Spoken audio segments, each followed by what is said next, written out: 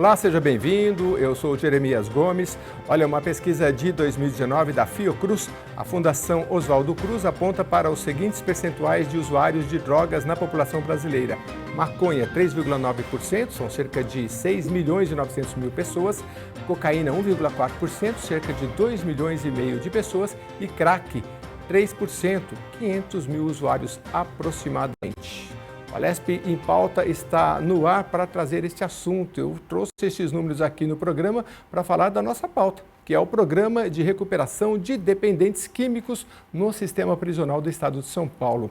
É um projeto de lei aqui da Casa, já que se as drogas são um problema para toda a sociedade, no sistema penitenciário a gente sabe que não é diferente. Comigo aqui, Dr. Varley Freitas Lima, ele é professor e advogado, já está aqui no telão com a gente, e também aqui no estúdio, Dr. Flávio Katinskas, ele é professor de Direito e ex-secretário de Segurança Pública de Cabreúva. Começar aqui com o Dr. Flávio. Tudo bem, doutor? Olá, graças a Deus, tudo bem. Doutor, prazer em recebê-lo aqui, e receber um secretário de Segurança para tratar desse tema, um ex-secretário no caso, é muito importante. Eu fiz um breve levantamento aqui, doutor. Eu vi que o Brasil, salvo engano, depende da pesquisa, está em terceiro colocado aí no ranking de presidiários no mundo, né? Tem a China, Estados Unidos na frente da gente. São muitos presos, né? Estado de São Paulo, creio eu que dentro do Brasil é onde mais temos presidiários. Temos números aí, por exemplo, o primeiro em consumo de cocaína, né? Então, eu trouxe esses números inicialmente porque a gente, me parece, não tem números de questão de usuários de drogas dentro dos presídios. Mas é um problema complexo e que tem que se pensar a respeito, né, doutor? É verdade, sem a menor margem de dúvida. Eu acredito que a questão das drogas seja um problema carcerário universal. Bélgica, Alemanha, Espanha, segundo estudos recentes, apresentam um índice superior a 50% da população carcerária envolvida com drogas. Então, não é algo típico do Brasil.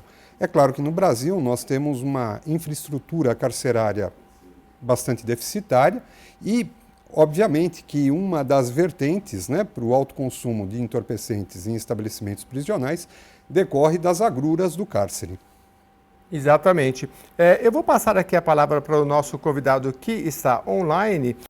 Dr. Varley, seja bem-vindo novamente. Eu estou vendo alguns livros aí ao fundo. Me parece que o senhor tem um livro também voltado aí à questão do sistema penitenciário. Estou correto, não? Primeiramente, boa tarde a todos presentes, ao Dr. Flávio Katinskas, né? Eu acredito que eu devo ter pronunciado o nome correto, aos integrantes da Alesp, que sempre têm sido gentis, sempre têm trazido à tona a discussão temas que são e estão na ordem do dia da nossa sociedade, correto? Efetivamente, né? Foi um livro produto da minha dissertação, né? A Velhice Atrás das Grades, onde eu trato das questões inerentes ao processo de envelhecimento não cronológico, mas sim o processo de envelhecimento biológico, dado o tempo em que aquele que cumpre uma medida restritiva de liberdade passa dentro do cárcere, né? Isso produz no cidadão um envelhecimento não cronológico, e sim mais biológico. Interessante, um dia a gente vai tratar só desse tema, porque achei muito interessante aí a sua dissertação. Doutor, dentro desse tema aí das drogas, né, nós temos um projeto de lei aqui da Casa, que ele propõe, é o 1010 de 2019. Se você é estudante de Direito, se você trabalha com segurança pública, preste atenção, que a gente vai falar durante o programa sobre ele. É o Programa de Recuperação de Dependentes Químicos no Sistema Prisional do Estado de São Paulo. Qual é o panorama que a gente pode tratar sobre isso, doutor? Que, pela pesquisa que eu fiz, me parece que a gente não tem, nem em nível estadual e nem federal, um programa aí que trate desse tema com profundidade hoje. Exatamente. É um programa, é um projeto de lei alvissareiro, e eu já aproveito para cumprimentar os autores do projeto, né? A professora Janaína Pascoal, o Alex de Madureira, o Altair Moraes, o delegado Bruno Lima, a Marta Costa, né? que tiveram a sensibilidade de se preocupar com essa questão, que é uma questão candente dentro da nossa sociedade. Não simplesmente o encarceramento daquele que viola o bem jurídico tutelado, no caso, a saúde pública, mas sim prover e promover aquele ingresso no sistema prisional, a possibilidade de se livrar, de se libertar e de ter efetivamente um tratamento para a droga-dependência lícita e ilícita, né? Que nós sabemos que é lícita e ilícita, e também o projeto de lei, ele traz uma perspectiva muito interessante. Ele aponta para o acompanhamento do egresso após a saída do sistema prisional.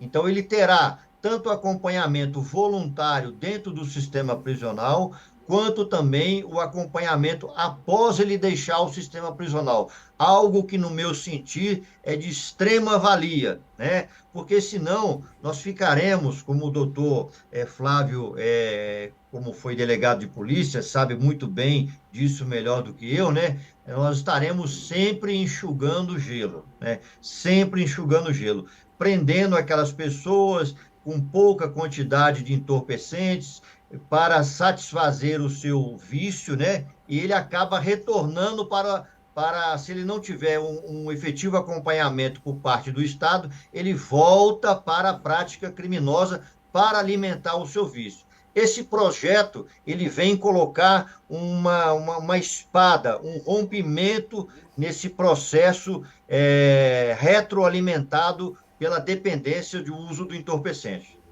Muito bem, a gente vai voltar a esse tema que o senhor falou, mas eu vou voltar aqui, o doutor Flávio, interessante isso que ele falou, doutor, porque quem tem alguma pessoa, um usuário de drogas, ou da família, ou próximo, sabe que não adianta, às vezes a pessoa fica internada, e a gente sabe que se ela voltar, e ela tiver o mesmo hábito, aquela cachaçinha em casa, ali na estante, voltar para o mesmo, ela levanta, toma um café, faz as mesmas coisas. Se ela não fizer uma academia, se ela falar, tira aquilo da frente dela, se ela não tiver um outro ambiente, ela vai voltar a usar, né? Então isso que o doutor falou, acho que é muito relevante.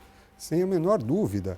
E eu faço coro à fala do Dr. Varley, porque, na verdade, quando nós pensamos em drogas, quer sejam lícitas, quer sejam ilícitas, nós pensamos em pessoas que efetivamente não absorveram bem as agruras da vida, né? E o que acontece é uma forma de fugir, de fuga, no plano psicológico, das mazelas que a vida lhe impôs. Então, eu acredito que enquanto nós não atinarmos para a necessidade de estudos multidisciplinares, e multifacetados, dificilmente nós venceremos a batalha das drogas, quer sejam lícitas, quer sejam ilícitas. Na verdade, o projeto 1010 me parece que vem ao encontro dessa necessidade. Por quê? Porque além de dar o cabedal necessário para a Secretaria de Administração Penitenciária, faculta ao gestor da pasta a possibilidade de celebrar convênios, celebrar parcerias com diversos órgãos, com diversas autoridades. Então, tudo isso vem corroborar o entendimento crescente que o Dr. Varley muito bem posicionou, muito bem pontuou. Muito bem, a gente está tratando aqui da questão das drogas dentro dos presídios. O Brasil tem mais de 700 mil pessoas presas, né? Cerca de 250, salvo engano, aqui no estado de São Paulo. A questão da droga, a gente sabe que é um problema fora do presídio, claro, é um problema social e dentro do presídio também. Eu vou perguntar daqui a pouco para os nossos convidados o impacto social que tem você tratar ou não tratar uma pessoa com drogas, porque ela vai sair do presídio e aí ela vai buscar a droga e o envolvimento com o crime vai provavelmente se aprofundar se ela não for tratada, né? A gente falou aqui das questões dos números da sociedade brasileira em geral, mostrando que a maconha é a droga mais utilizada, seguida aí por cocaína e crack dentro dos presídios. A gente até vai falar sobre isso daqui a pouco. O crack, ele não é utilizado, mas outras drogas sim, inclusive o K4, que é uma outra droga. Mas dentro desse universo da sociedade brasileira, olha só, solventes, 1,6%, que 2.800.000 pessoas no Brasil utilizam. Heroína, 0,1%, cerca de 200 mil pessoas. Êxtase, 0,4% da população, cerca de 700 mil pessoas. E aí vai, doutor, tranquilizante, esteroide, sedativo, estimulante anfetamínico, analgésico e tudo mais. LSD, ketamina e por aí vai. É um problema da sociedade. Agora, eu queria que o senhor colocasse um pouco da lei de drogas, para a gente contextualizar, porque a gente está trazendo aqui no âmbito do Estado uma iniciativa de vários deputados, que o nosso convidado citou, mas a lei de drogas já traz alguma coisa nesse sentido para tratamento e acompanhamento daquele usuário de droga no presídio? Sem dúvida. A Lei 11.343, de 2006, ela não prevê apenas as figuras incriminadas pela lei, mas também sistemas focados na prevenção e no acompanhamento da sociedade, sobretudo os usuários das drogas ilícitas. E, na verdade, a grande vantagem da Lei 11.343 é que ela é fundada no programa da redução de danos, ou seja, no acompanhamento por parte da autoridade pública com vistas à mitigação das mazelas causadas pelo uso de drogas. Então, uso de seringas descartáveis e tudo mais para evitar o quê? A contaminação por HIV ou qualquer outra doença ligada ao sangue. Então, o que acontece? A lei, quando estabelece redução de danos, ela não está apoiando o uso das drogas, mas está tentando mitigar os efeitos negativos do uso. Então é importante que façamos desse projeto uma lei, porque vem ao encontro, e não de encontro, vem ao encontro daquilo que é preconizado pela Lei 11.343 de 2006. Dr. Varley, quer complementar? Exatamente, eu ratifico na totalidade as palavras do Dr. Flávio, tá certo? E só queria acrescentar um detalhe, né? Hoje, antes de iniciarmos aqui a nossa apresentação, eu fiz uma busca no site do Infopem, né, do Ministério da Justiça, e verifiquei que o Estado brasileiro, em São Paulo, o custo médio do preso por unidade federativa, né, é de R$ 2.075,19. Se nós, como sociedade civil organizada, que temos que ter responsabilidade social, responsabilidade de encaminhar para o sistema prisional aquele que violou o bem jurídico tutelado e não envidarmos esforços no sentido de retirá-lo dessa prática criminosa, esse dinheiro do contribuinte não estará sendo bem utilizado. Então, o projeto de lei, né, ele cai como uma luva, tá certo? Nas nossas necessidades e nos nossos anseios, pois vai viabilizar para toda a cadeia prisional, todo o sistema prisional, esta possibilidade de tratamento daquele que ingressa maculado com a dependência das drogas. Muito bem. Doutor Flávio, eu pude acompanhar aqui, olha, já vai um tempo, quando aqui no estado de São Paulo era a Procuradoria, não existia nem a Defensoria no Fórum Criminal aqui em São Paulo, o senhor deve conhecer. E eu me lembro de um caso de uma senhora que chegou ali na Procuradoria e ela falou, olha, situação do meu filho e tal. E ela chamou a polícia para o filho dela, porque ela já não aguentava mais, porque o filho dela, aquela coisa, né, que a gente conhece, começou a vender as coisas dentro de casa, e a polícia foi e apreendeu lá, e a quantidade na época me parece que foi caracterizado como tráfico e não como usuário. E aí depois dessa mãe, eu fui com essa mãe para lá e para cá, dentro do fórum ali, para entender tudo, né? E eu digo isso pelo seguinte, a gente tem no Brasil essa faixa etária aí me parece de 18 até 29 anos, que é a maioria que é jovem, né? Tá infelizmente, na fase mais produtiva da vida, os nossos brasileiros que estão ali encarcerados. Cerca de 90% masculino, acho que 8% feminino, né? Há de se fazer um recorte aí para quando a gente fala em acompanhar esses meninos e meninas, falo assim, que começam às vezes com 18 anos, porque me parece que dentro da cadeia é que eles têm acesso a drogas mais fortes ainda. Há que se fazer esse recorte de uma política que pretende atuar dentro desse aspecto? Bem, na verdade, nós temos um problema carcerário gigantesco no Brasil, né? Nós temos uma população carcerária muito superior ao número de vagas. E, obviamente, que os agentes penitenciários e os agentes da polícia penitenciária, eles não têm condições de visualizar, de verificar, de acompanhar todos a todo instante. Então, obviamente, acaba ocorrendo aí a mercancia de drogas ilícitas dentro dos estabelecimentos prisionais. Não trago nenhuma novidade, isso é sobejamente conhecido. A grande questão, me parece, que está na reestruturação do sistema prisional. Por quê? Porque, na verdade, se nós temos quantidade X, nós não podemos ter uma população carcerária X mais Y. Esse é o primeiro dado.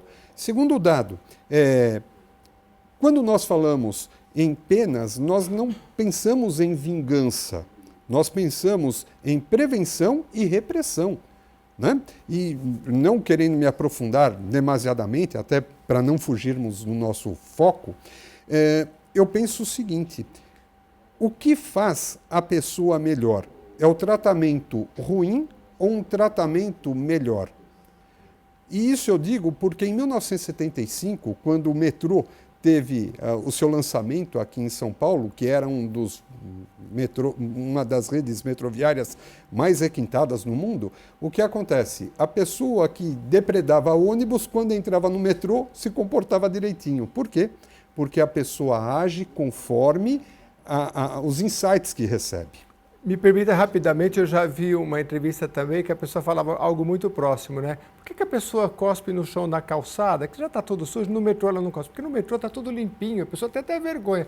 Então, assim, é um pouco o ambiente. Então, se você fala de um ambiente carcerário, que você tem acesso às coisas mínimas, né? Higiene, uma coisa organizada. Eu tive, por exemplo, uma pessoa que eu conheci, ela, estando na Inglaterra, ela foi presa por questão de estar ilegal no país. Ela falou: Jeremias, em nenhum momento foi desrespeitado, eu mal falava a língua, fiquei num ambiente limpo, fiquei num ambiente organizado, fiz uma refeição, assim, fui tratado com toda a dignidade. Então, assim, a gente vê, por exemplo, também, né, doutor, que muitas vezes em questões políticas e hoje nas redes sociais, não, tem que prender mesmo, tem que juntar tudo num lugar mesmo e acabar com tudo, né?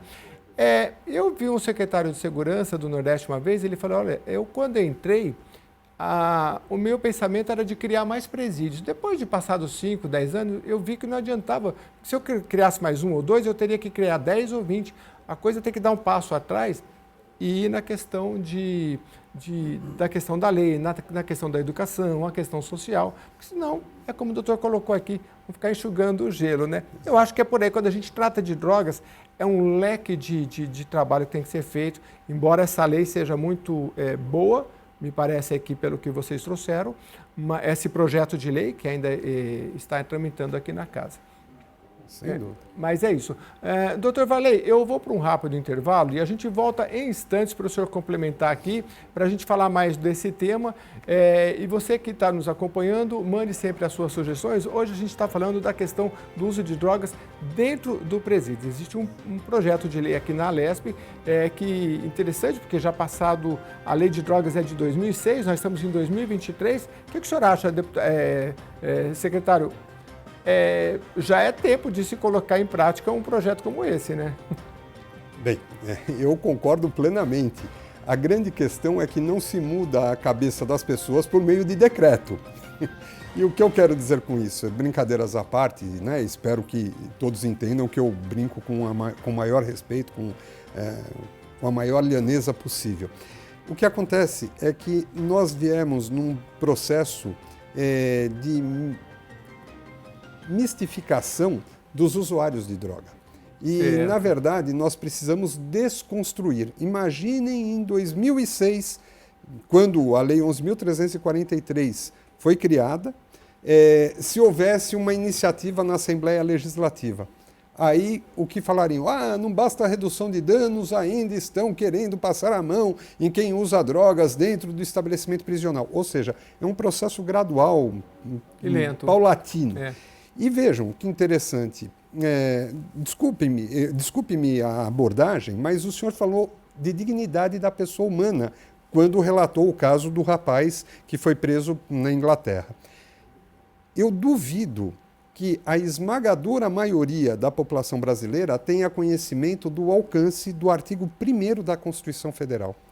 A República Federativa do Brasil, formada pela união indissolúvel dos estados, municípios e do Distrito Federal, constitui-se em Estado democrático de direito e tem como fundamentos 1. Soberania, 2. Cidadania, 3. Dignidade da pessoa humana, 4. Os valores sociais do trabalho e a livre iniciativa e, por fim, o pluralismo político. E vejam que interessante, é mais do que um princípio constitucional, é um fundamento, é um pilar sobre o qual se sustenta o Estado brasileiro. E sem ele a gente não vai conseguir dar cabo aí a essas questões tão profundas e que são discutidas há tanto tempo, né? Há milênios e milênios, essa questão das drogas. Mas precisamos enfrentar. E aqui na LESP é uma área de debate que você pode participar também. A gente vai para o rápido intervalo, voltamos já já.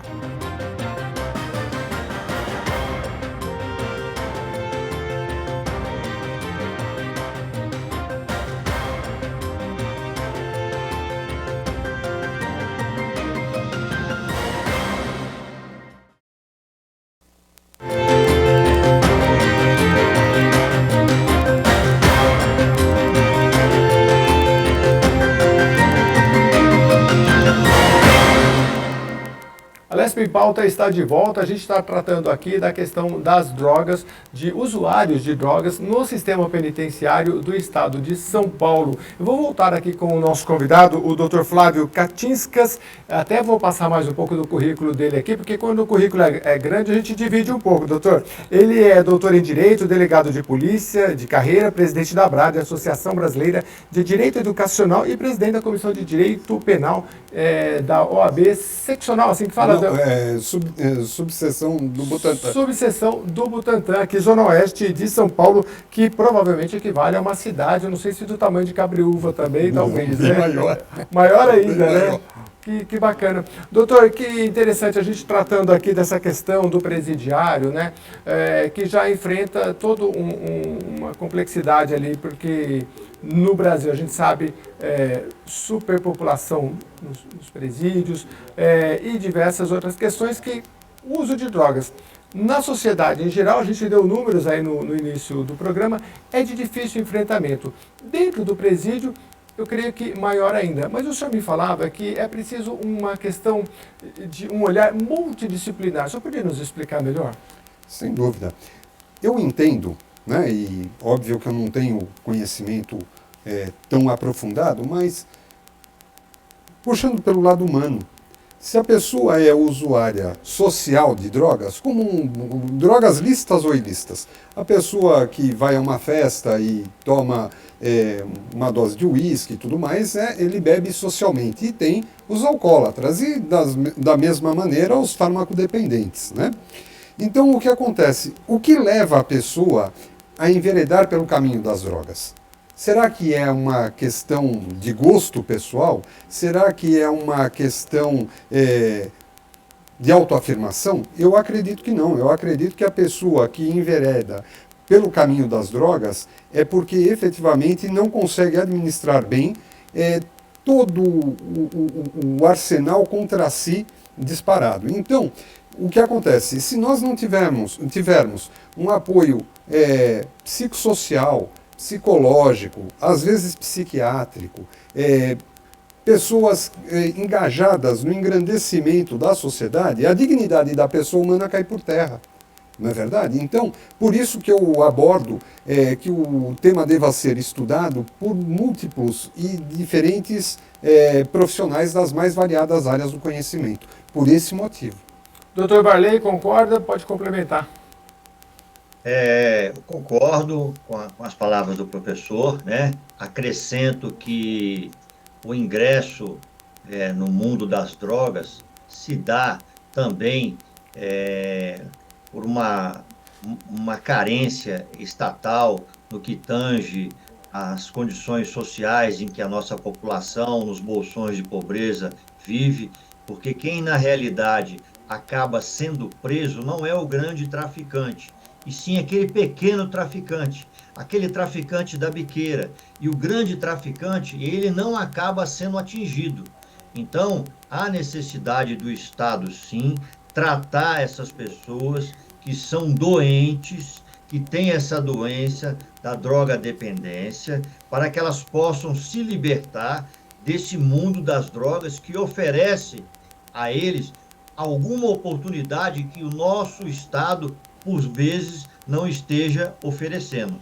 A partir do momento que nós tivermos também esse olhar social para essas pessoas que, na sua grande maioria, são carentes, desprovidas de recursos, nós teremos condições, sim, de alcançar índices mais interessantes. Até porque, segundo dados recentes, né, 830 mil presos no Brasil, sendo que um quarto dessa população carcerária está lotada no estado de São Paulo, e praticamente aí 23% desses presos que estão no sistema prisional são presos provisórios. E aí o doutor Flávio vai entender perfeitamente, né, que muitas das vezes ele ingressa no sistema prisional sem ter feito, muitas das vezes, nenhum tipo de uso de droga. E lá no sistema prisional ele vai acabar tendo contato com a droga e aí sim vai se tornar um dependente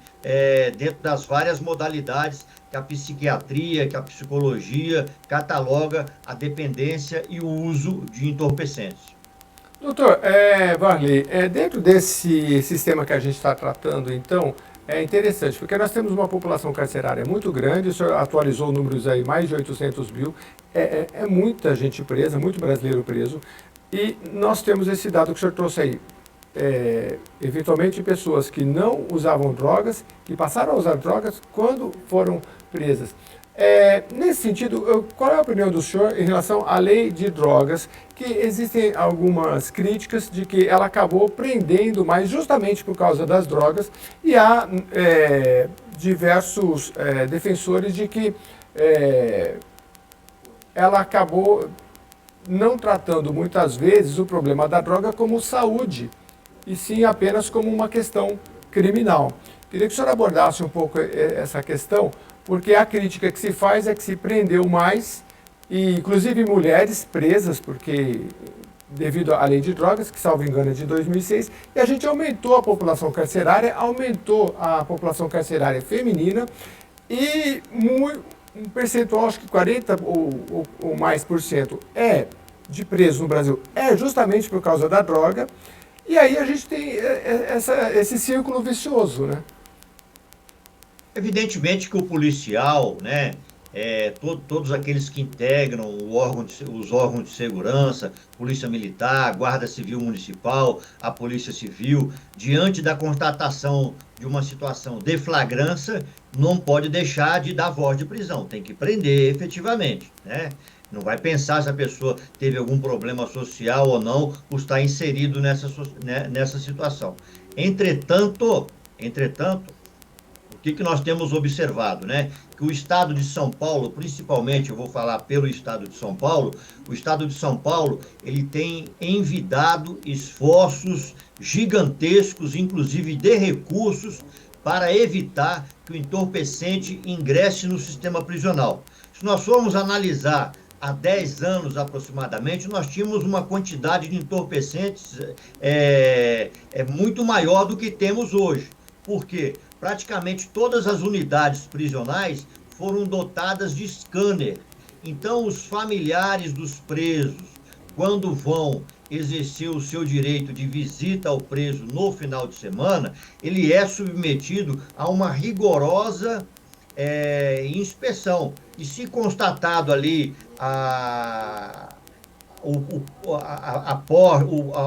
o encontro da droga, evidentemente que a pessoa será presa. Então, hoje nós temos diminuído de modo significativo a quantidade de entorpecentes dentro do sistema prisional, dadas essas medidas que a nossa Secretaria de Administração Pública tem adotado. Muito bem. Doutor, eu queria citar um pouquinho aqui, o doutor Humberto Luiz Borges Durso, ele integrou o Conselho Penitenciário no Estado de São Paulo durante muitos anos, né, advogado criminalista. Tem um artigo muito interessante, se você tem interesse, está lá no Migalhas, ele fala aí sobre a questão de drogas no presídio. E em determinada altura, ele diz assim, olha, a circulação e consumo de drogas dentro do sistema penal são de difícil prevenção e sustentados por um círculo vicioso. A família do apenado, usuário, tem de pagar suas dívidas de diversas formas ao crime organizado e o usuário é escravo de todo tipo de extorsão dentro da unidade prisional. Alguns especialistas defendem a criação de um presídio exclusivo para desintoxicação e reabilitação do custodiado, que é dependente químico. Porém, este, ao sair da cadeia, ficará eternamente marcado na sociedade, seja como egresso do sistema prisional ou ainda mais usuário de droga. Queria a opinião aqui do Dr. Flávio, porque é realmente complexo, doutor. Porque esse projeto de lei, ele fala de tratar esse usuário onde ele está. Mas ele, em determinado momento, ele pode ser transferido para algum tipo de tratamento, né? Como que deve funcionar isso na prática? Bem, só um corte histórico, porque a nossa lei de execução penal, que é a Lei 7.210 de 1984, prevê um conjunto de questões que até hoje não saíram do papel. Espaço mínimo das celas, né, com condições de salubridade e tudo mais. E tudo isso, né, ficou perdido no tempo e no espaço. Eu entendo que, efetivamente, a melhor questão é a integração. E a integração, se nós separarmos presos que fazem uma declaração pessoal de vontade dos demais, é um tiro no pé, como se diz popularmente. Por quê? Porque, na verdade, se a pessoa efetivamente é segregada, além das agruras que ela terá que passar, conforme bem disse o Dr. Humberto Luiz Borges Durso, ainda serve como um freio para quem está inclinado, mas não muito, a assinar o termo de pessoalidade, enfim. Então eu acredito que os bons exemplos superam 1000 palavras. E se efetivamente for um programa muito bem estruturado, muito bem articulado, nós faremos com que haja uma adesão cada vez maior dos adeptos. E quanto maior o número de adeptos, maior a reinserção social, que é a principal finalidade das penas privativas de liberdade.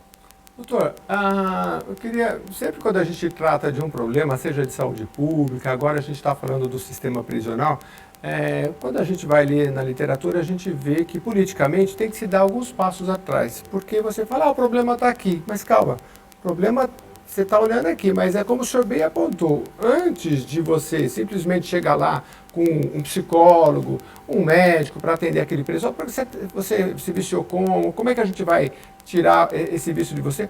Tem outros passos que tratam de tudo, desde o ambiente que ele está, a quantidade de pessoas, a questão social e psicológica desse preso, a família dele. Então são muitos aspectos que, imagina, fora da prisão, a sociedade em geral, a gente sabe que aí o número de, por exemplo, de pessoas que usam remédio para dormir explodiu, né? Está sendo prescrito aí à vontade.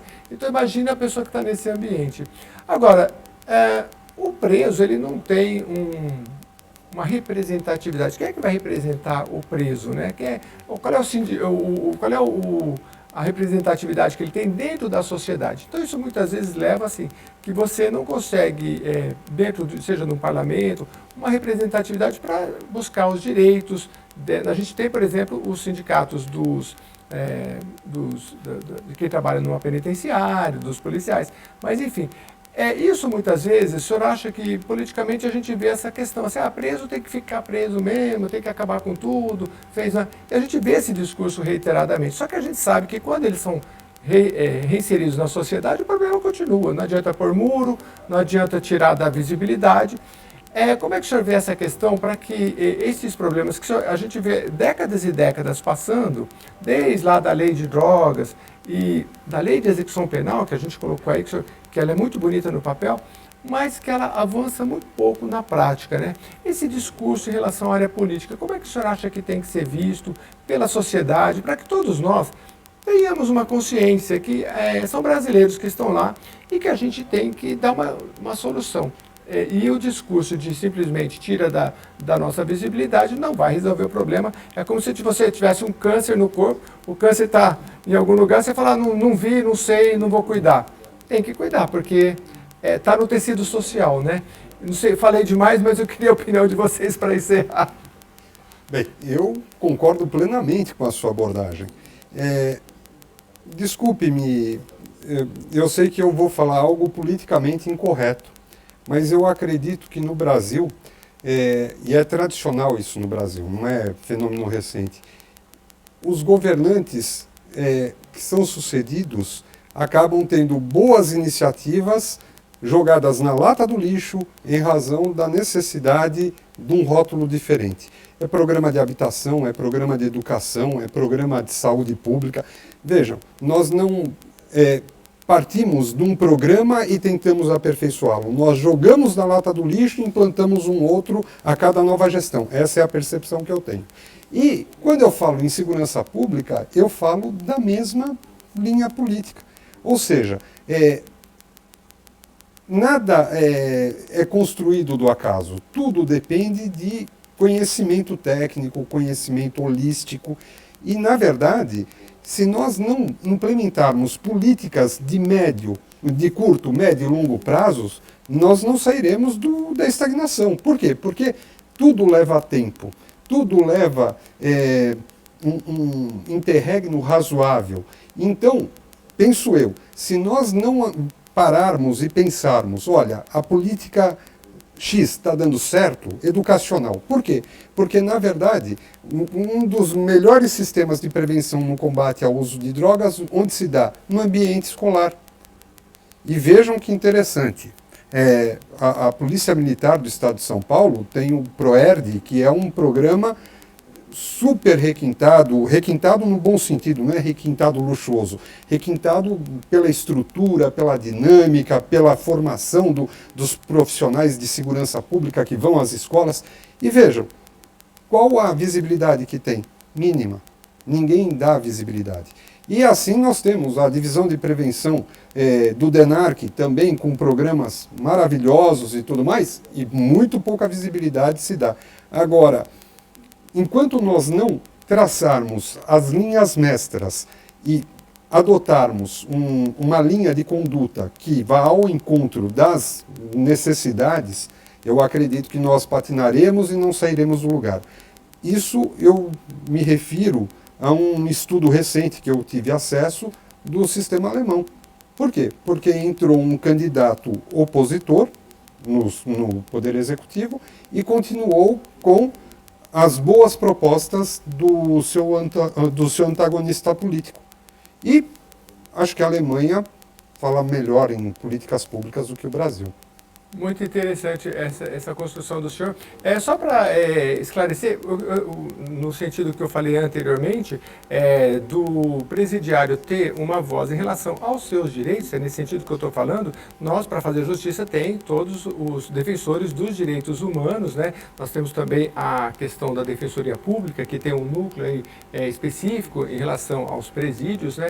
É nesse sentido de que eu falava de que ter uma voz e uma representatividade, inclusive nos meios políticos, e as pessoas que tratam dos direitos humanos que geralmente fazem esse trabalho. Eu vou passar aqui para o Dr. Varley para finalizar, então, para a gente encerrar, agradecendo já a presença de todos.